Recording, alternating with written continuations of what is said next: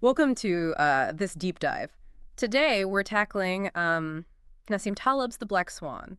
It's a book that, really challenges how we think about randomness and prediction. Yeah, it's fascinating how much we, try to fit the world into these neat little boxes when Mm. in reality, it's those unexpected events, Hmm. the black swans that really can kind of reshape everything. Yeah, it definitely seems like one of the big takeaways is that we kind of have this obsession with the bell curve, Mm. but it's not always the right tool for every job.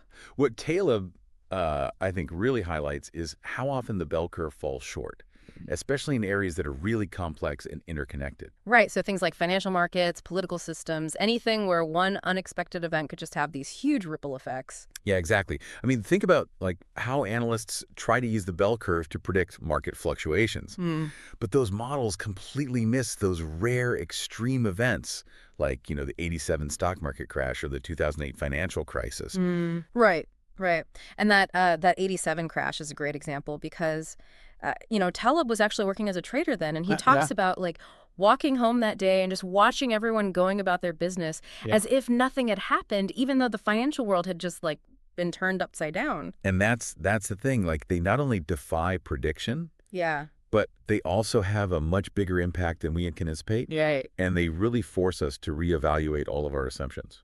That's both fascinating and a little unsettling, honestly. I mean, if we can't rely on past data or those traditional models, how do we make decisions? Do we just like have to surrender to the chaos? Not necessarily.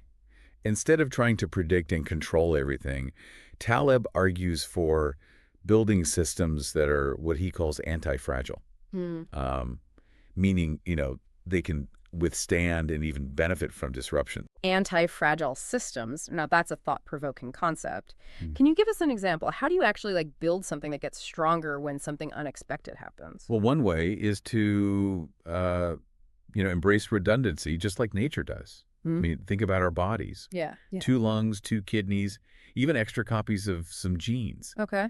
These redundancies help us to survive even when one part fails. So it's kind of like, having a spare tire in your car. You might not need it often, but when you do, you're really glad you have it. Exactly. Yeah. And in a world, full of potential black swans, the goal isn't really to eliminate risk entirely, but to manage it in a way that allows you to adapt and even thrive. That makes a lot of sense. So it seems like understanding randomness isn't just this abstract concept, Right. but it has like really real implications for how we make decisions in our lives. Absolutely. And one of the most powerful tools for navigating this unpredictable world is understanding the limits of our own knowledge. And Taleb actually calls this epistemic arrogance, which is basically just overestimating what we know and underestimating what we don't. Hmm. It kind of reminds me of that analogy of a private library. The more books you have, Yeah. the more you realize how much you actually don't know. It's a great point. And we see this play out all the time, especially with experts. Mm-hmm. We tend to put a lot of faith in economists or political analysts or even doctors. But they can be just as susceptible to these illusions of certainty as anyone else. I'm starting to see a pattern here. So Taleb, he talks about the story of Giacomo Casanova, who was, the legendary seducer who survived all these risky situations, duels, escapes, prison. He did it all, Right. basically. Well, and because of Yeah, that, he had this belief that he was somehow immune to danger yeah, because he had this incredible run of good luck. blinded by his own success. Yeah. He was ignoring the role of randomness. It's like the story of the turkey, right? Who feels safe and secure every day and has no idea that Thanksgiving is right around the corner. So we're hardwired to look for these patterns, even when they don't exist. Yeah, It's a sobering thought. it is. But if we're constantly trying to fit these random events into these neat little stories, then we're going to miss the bigger picture, right? You've hit the nail on the head. Yeah. I mean, we could end up making some pretty bad decisions if we ignore that role of randomness. So, if we can't predict the future with any degree of certainty, then how do we make these decisions that minimize our exposure to those negative black swans, but also stay open to those positive ones? That's the million-dollar question. And I'm guessing Taleb has some thoughts on that. He does. And one of his key ideas is what he calls the barbell strategy. Hmm. And believe it or not, it's inspired by weightlifting. A barbell strategy. I'm intrigued. Tell me more. So In weightlifting, this strategy involves focusing on the two extremes. Okay. You lift very heavy weights occasionally, Mm. but then engage in very light activity most of the time. And Taleb suggests we can apply this same principle to life in general. So you're saying we should have like those stable foundations, those safety nets, but also be willing to, take risks, explore new opportunities. Exactly. It's about finding that balance between security and exploitation. Hmm. Protecting yourself from the downside while staying open to those potential upside surprises. This is starting to click for me. It's a different way of looking at risk and reward. Instead of chasing like this steady stream of small, predictable gains, Yeah. it's more about being prepared for those big, unexpected opportunities, but also those negative black swans that could like throw us off course. Precisely. It's about acknowledging that, we can't control everything, but we can control how we respond to the unexpected. And Taleb actually puts this into practice with what he calls his extremistan barbell lifestyle. Wait, he actually lives this way. I have to hear more about this extremistan barbell lifestyle. Well, he incorporates both extremes into his routine. He'll go for these long, slow walks, but then he'll do these really intense sprints, Okay. grueling, random weightlifting sessions mixed with periods of rest. So it's like he's intentionally introducing these stressors and variability into his life to make himself more resilient. Exactly. And what's interesting is that he actually reports significant improvements in his physical and mental well-being after adopting this seemingly chaotic approach. That's pretty compelling. It sounds fascinating. It's a little unconventional. But how does he decide which risks are worth taking and which ones to avoid? That's where his concept of what he calls the fourth quadrant comes in. It's a framework for categorizing decisions based on the level of complexity and the potential impact of black swans. Okay. Understanding which quadrant a decision falls into can really guide your actions. This fourth quadrant sounds like it's like key to everything we've been talking about. Can you walk us through it? Yeah, absolutely. But I think it's important to keep in mind those stories of Casanova and the Thanksgiving turkey. Yeah. They highlight the dangers of ignoring those black swans, even in seemingly familiar situations. Those stories definitely drive home the point. I'm ready to learn more about this fourth quadrant and how it can help us navigate this uncertain world. All right, I'm ready to unpack this fourth quadrant. It sounds like we're venturing into some pretty uncharted territory here. You could say that. Yeah, the fourth quadrant is where things get really interesting and potentially dangerous. It's the realm of high complexity and complex payoffs, where traditional models and forecasting methods just they break down. Because the potential for those black swan events is so high. Exactly. Yeah. These are the areas where we're most likely to be, blindsided by randomness and make decisions based on flawed assumptions or incomplete information. So what kind of decisions are we talking about here? Give me some real-world examples. Think about predicting financial markets, political upheavals. The long-term impact of emerging technologies. These are all highly complex systems with interconnected parts and the potential for, huge unpredictable swings. So, like, the butterfly effect reigns supreme in the fourth quadrant? Yeah, exactly. Okay, I see what you mean. Those are some pretty high-stakes scenarios, but I'm guessing most of us don't spend our days making billion-dollar investment decisions or advising world leaders. How does this fourth quadrant thinking apply to, like, everyday life? That's a great question. The principles behind the fourth quadrant can actually be applied to almost any decision where there's a significant degree of uncertainty. I mean, choosing a career path, starting a business, even deciding where to invest your savings, these all have elements of the fourth quadrant. So basically, any decision where the future is not just unknown, but potentially, like, unknowable. Exactly. And in these situations, the key is to, shift our focus from prediction to preparation. Instead of getting bogged down and trying to figure out exactly what's going to happen, we should focus on building systems and strategies that can handle a wide range of outcomes, both positive and negative. That sounds a lot less stressful than trying to predict the unpredictable. But how do we do that? How do we prepare for something that we can't even foresee? Well, remember that barbell strategy we talked about earlier? Yeah. That's one way to navigate the fourth quadrant. It's about having a solid foundation of stability. Things like savings, strong relationships, a diversified skill set. Right. Those are all things that can kind of help us weather a storm, so to speak. Right. And at the same time, being open to taking calculated risks, exploring new opportunities, and being willing to pivot when the unexpected happens. Things that might seem unconventional, but have the potential for, outsized rewards if they pay off. So it's about finding that balance between prudence and audacity, Hmm. not being reckless, but also not being so risk averse that we miss out on potential opportunities. That's a great way to put it.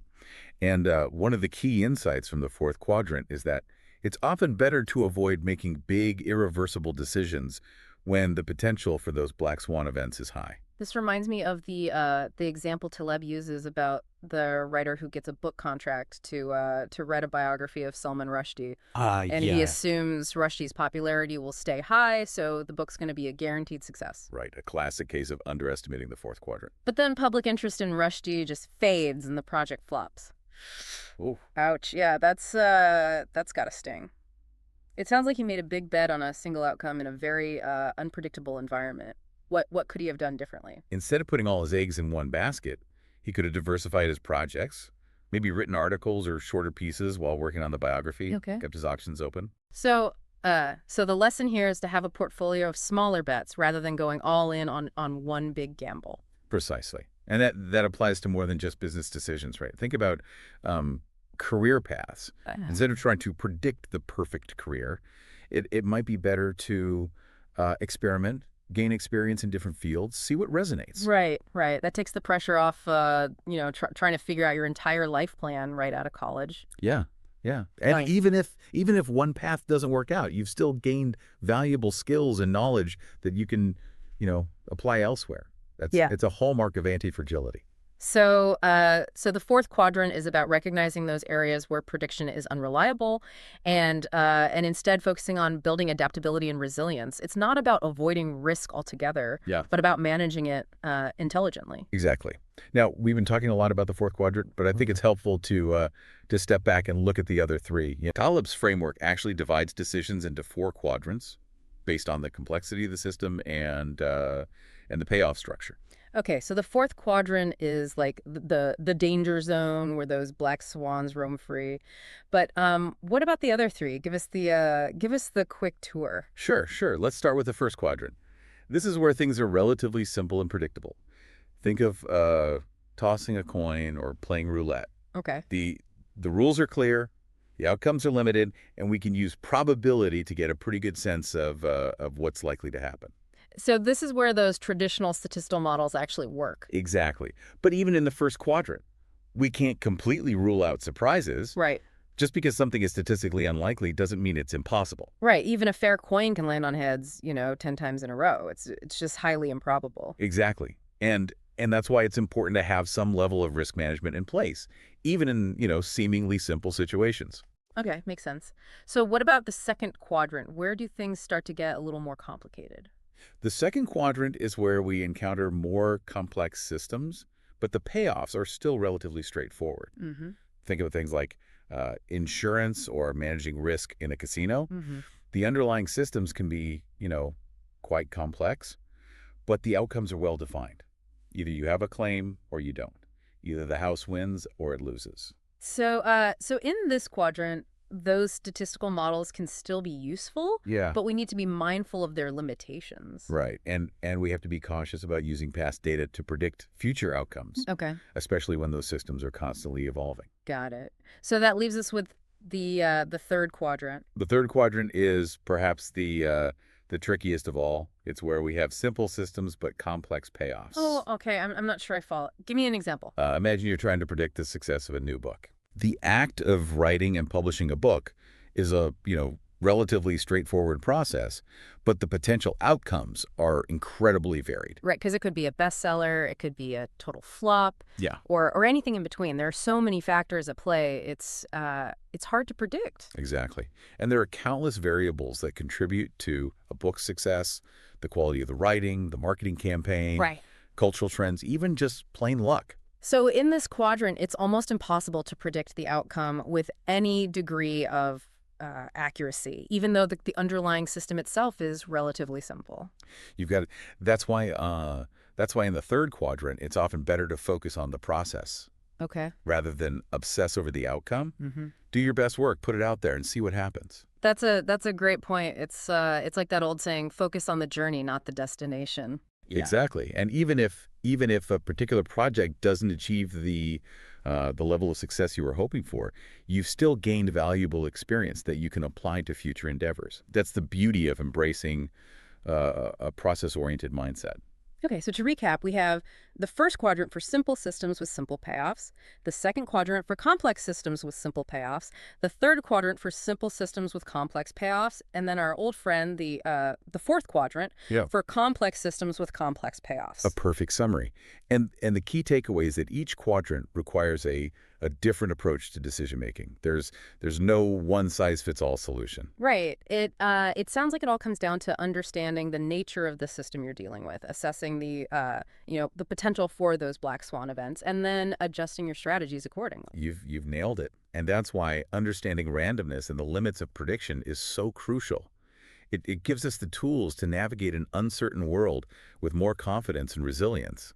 This has been an incredibly insightful deep dive so far. I feel like I'm starting to see the world through a whole new lens, one that acknowledges the power of randomness and the limitations of our own knowledge. But before we wrap things up, I'm curious to hear more about what Taleb calls frenetic rules. What are those all about? Those are fascinating. Frenetic rules are essentially practical, time-tested heuristics, rules of thumb that can help us navigate the fourth quadrant where traditional models and forecasting methods often fail us. So they're like ancient wisdom for the modern world. Exactly. They draw on the accumulated experience of generations who have faced uncertainty and found ways not only to survive, but to thrive in the face of it. Okay, I'm sold. Give me some examples of these frenetic rules. I'm ready to start putting them into practice. One of the most important frenetic rules is to avoid iatrogenics. Iatrogenics. That Yeah. sounds a little intimidating. It's a medical term that refers to harm caused by medical treatment. But in a broader sense, it can refer to any situation where an intervention actually makes things worse instead of better. Oh, I've definitely experienced that in my own life. Sometimes trying to fix something just creates a whole new set of problems. Exactly. And in the context of complex systems, iatrogenics can be especially dangerous. Mhm. When we try to intervene in a system we don't fully understand, we can trigger unintended consequences, sometimes with disastrous results.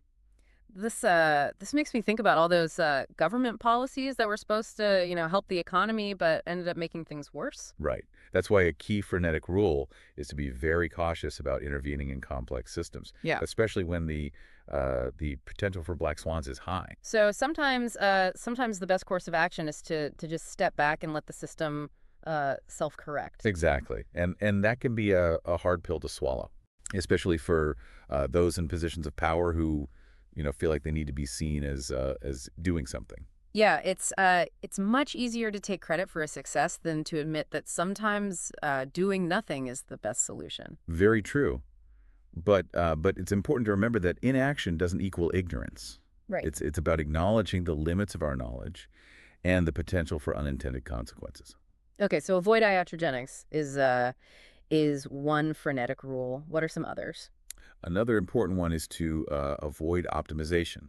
Wait, isn't optimization a good thing? Don't we always want to be striving for the best possible outcome? In a simple, predictable environment, yes. Hmm. But in a complex system, optimization can actually make us more fragile. Okay, how can striving for the best actually make us worse off? When we optimize for a specific set of conditions, we become highly specialized and lose our ability to adapt to changing circumstances. Okay. And in a world, shaped by black swan events, adaptability is key. It's like that saying that the specialist knows more and more about less and less. Exactly. Yeah. While specialization can be valuable in certain contexts, it can also make us incredibly vulnerable when the unexpected happens. Right.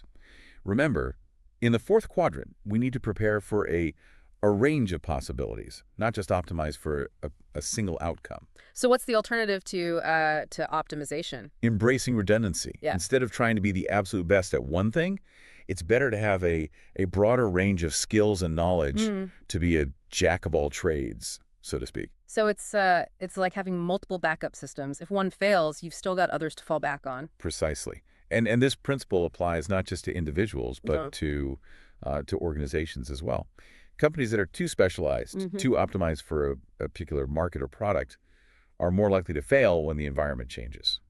That makes me think about all those companies that were once, industry giants, but then got disrupted by new technologies or, shifting consumer preferences. Right. Yeah. And often their downfall wasn't due to incompetence, but rather a lack of adaptability.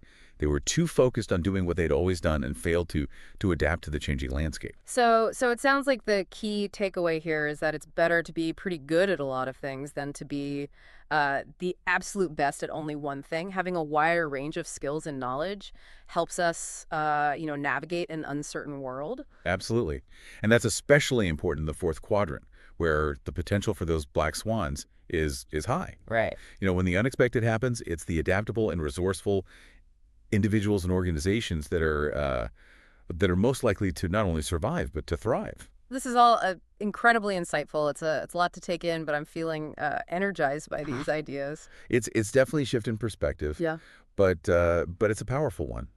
Taleb isn't suggesting that we give up on planning or striving for goals. Mhm. He's advocating for recognizing the limits of prediction, Mm. becoming more adaptable to the inevitable curveballs that life throws our way. This deep dive has honestly made me less afraid of the unknown and more excited about the possibilities that come with accepting that we can't predict everything. That's it. That's a great way to look at it. Embracing uncertainty can be liberating. Yeah. It allows us to be more open to new experiences and opportunities. Well, on that note, we've covered a lot of ground in this deep dive into the Black Swan. We've explored the limits of prediction, the importance of anti-fragility, those frenetic rules, and the dangers lurking in the fourth quadrant. It's been quite a journey. It has, and while we've learned a lot, I'm sure our listeners are eager to hear some practical takeaways. Right, right. How can they apply these ideas to their own lives? You're absolutely right. We've got one more segment to go where we'll distill some of the most important takeaways and leave you with some provocative thoughts to ponder as you navigate your own complex and unpredictable world. Stay tuned. Welcome back to the final part of our deep dive into Nassim Taleb's The Black Swan. Where we've been exploring this unpredictable nature of the world and how to, not just survive, but Yeah. actually thrive in the face of uncertainty. It's been quite a journey. We've covered a lot of ground. The limits of prediction, the power of anti-fragility, the dangers of the fourth quadrant, Right. and those fascinating frenetic rules. And now, as promised, let's try to distill some key takeaways from all this Okay. and leave our listener with some thought-provoking ideas to ponder. All right. So if we accept that black swan events are inevitable, Right. then how do we approach, decision making, risk taking, or even just living our lives in general? One of the, I think, most important takeaways is to kind of shift our focus from trying to predict the future to preparing for a wide range of possibilities. So instead of getting fixated on what's going to happen, Yeah. we should be asking, what if? Precisely. And this requires a healthy dose of humility, Mm-hmm. recognizing that, we don't have all the answers Mm-hmm. and that the future is inherently uncertain. This is what Taleb calls epistemic humility, Okay. being aware of the limits of our own knowledge. I think that's a concept that resonates with a lot of people. We live in a world where, everyone claims to be an expert, Right. but true expertise often lies in recognizing what you don't know. Absolutely. And Taleb is pretty critical of those who cling to, outdated models and theories, Mhm. even when the evidence contradicts them. He calls them empty suits. Okay. They might look the part, but their knowledge is superficial. And he argues that these empty suits are often the ones who do the most damage when those black swans hit, because they've kind of lulled people into this false sense of security. Right. They make people believe that the world is more predictable and controllable than it actually is. So how do we combat this epistemic arrogance? How do we cultivate more humility in ourselves and in, society as a whole? One way is to embrace a more empirical approach, Okay. to constantly test our assumptions against real world evidence and be willing to change our minds when we're proven wrong. Taleb calls this skeptical empiricism, Yeah. combining a healthy skepticism with rigorous data analysis. It's about demanding evidence while remaining open to new information. Exactly. And this applies to, so many areas of life: personal finance, politics, scientific research, anywhere where decisions are being made based on assumptions about the future. It's a balancing act, right? Yeah. Being both open-minded and critical, especially in a world, saturated with information. It's easy to get swept up in all the hype and the speculation. You're absolutely right. So we need to be more humble, more empirical in our thinking. Yeah. What else can we do to prepare for those black swans? Well, we've talked a lot about embracing redundancy. Yes. Building in those backup systems, those safety nets, so we're not completely wiped out when the unexpected happens. Yes. This is where that barbell strategy comes in. Right. Having a solid foundation of stability while also being open to taking calculated risks. It's about not putting all your eggs in one basket. Yeah.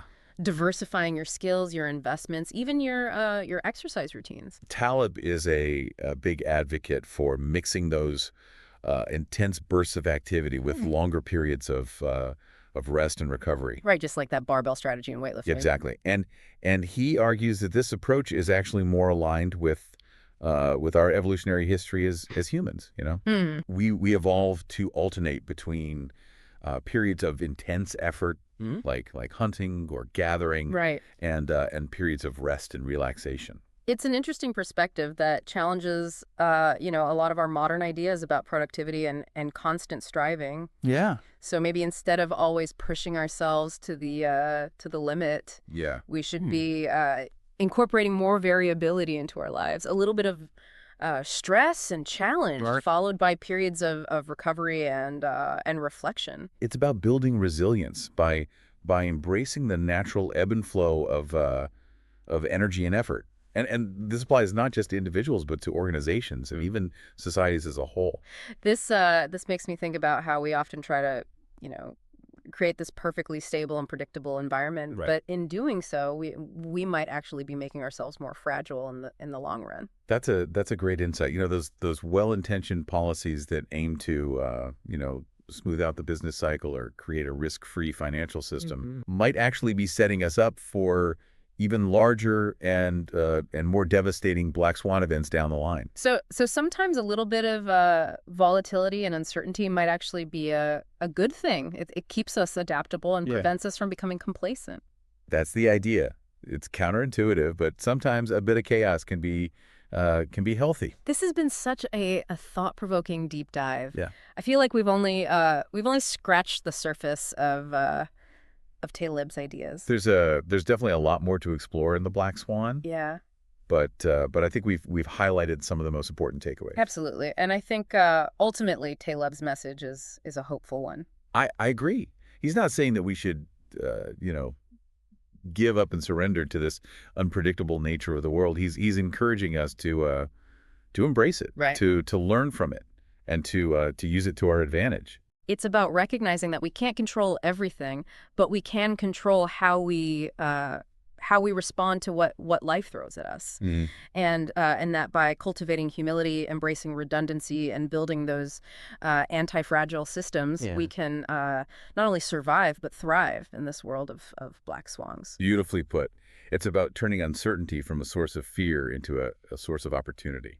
So for you listening, as you go out into the world, remember the lessons we've discussed. Question your assumptions, challenge the so-called experts, and don't be afraid to experiment. Embrace those unexpected detours, and remember that sometimes the greatest opportunities are found in the most unexpected places. And most importantly, never underestimate the power of a well-placed barbell strategy. This has been your deep dive.